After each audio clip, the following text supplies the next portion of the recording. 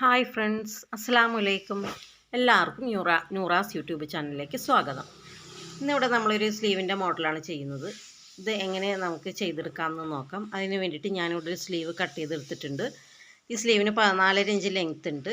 അത് കൂടാണ്ട് നമ്മൾക്ക് ഒരു 8 ഇഞ്ച് വീതിയിലും 8 ഇഞ്ച് നീളത്തിലും ഞാനൊരു രണ്ട് പീസ് കട്ട് ചെയ്തെടുത്തിട്ടുണ്ട്.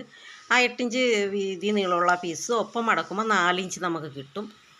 ആ ലെങ്ത്താണ് നമുക്കിവിടെ ആവശ്യമുള്ളത്. അപ്പോൾ അതേപോലത്തെ രണ്ട് പീസിൻ്റെ നടുവിലായിട്ടൊരു യെല്ലോ പീസ് ഞാനിവിടെ അടിച്ചിട്ടുണ്ട്. അതൊരു 5 ഇഞ്ച് വീതി വരുന്ന രീതിയിൽ, 8 ഇഞ്ച് നീളം വരുന്ന രീതിയിൽ. അപ്പോൾ 8 ഇഞ്ച് മടക്കുമ്പോൾ 4 ഇഞ്ച് കിട്ടും. പിന്നെ 5 ഇഞ്ച് നമ്മൾ ഇതിൻ്റെ വീതിയായിട്ട് എടുക്കണേണ്. അപ്പോൾ ഈ 8 ഇഞ്ച് പീസിൻ്റെ കൂടെ ഈ യെല്ലോ പീസ് സെൻറ്ററിൽ അടിച്ചിട്ട് നമ്മൾ ഒപ്പം മടക്കി ഇതേപോലെ ബോക്സ് ഫ്ലീറ്റ് ഇട്ട് കൊടുക്കുകയാണ് ചെയ്യുന്നത്. എന്നിട്ട് നമ്മൾ ഈ സ്ലീവിൻ്റെയും ഈ പീസിൻ്റെയും സെൻറ്റർ പിടിച്ചിട്ട് അത് ജോയിൻ ചെയ്തെടുക്കും. അപ്പോൾ നമുക്ക് നമ്മുടെ ആവശ്യത്തിനുള്ള സ്ലീവിൻ്റെ ലെങ്ത്ത് കിട്ടും.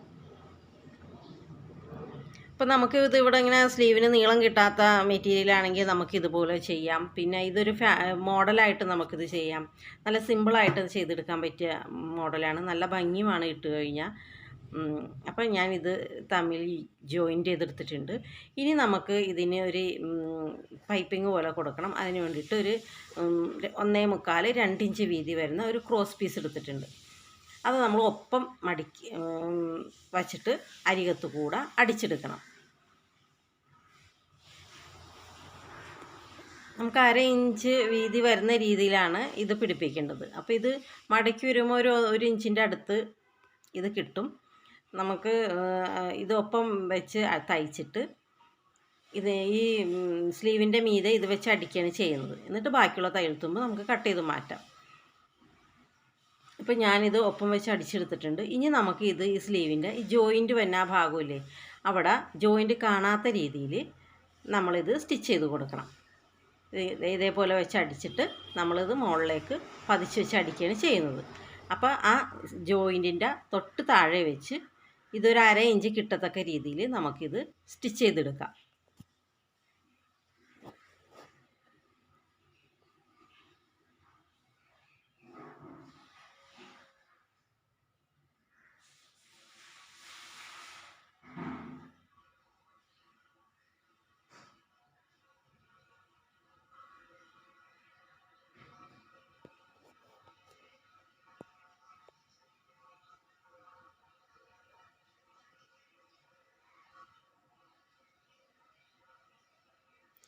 ഇപ്പോൾ നമ്മളിതിവിടെ സ്റ്റിച്ച് ചെയ്തെടുത്തിട്ടുണ്ട്.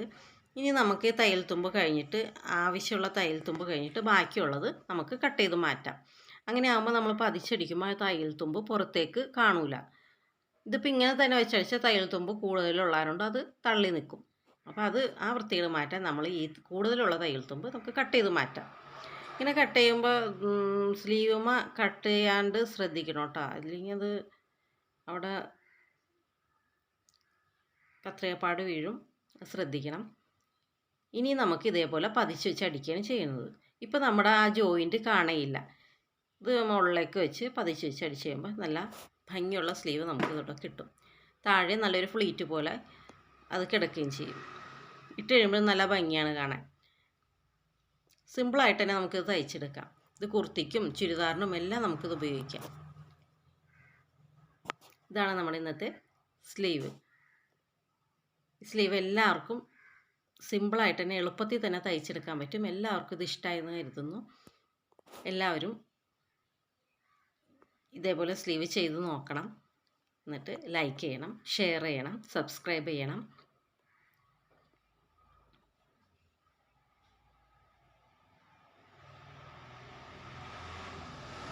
Thank you for watching.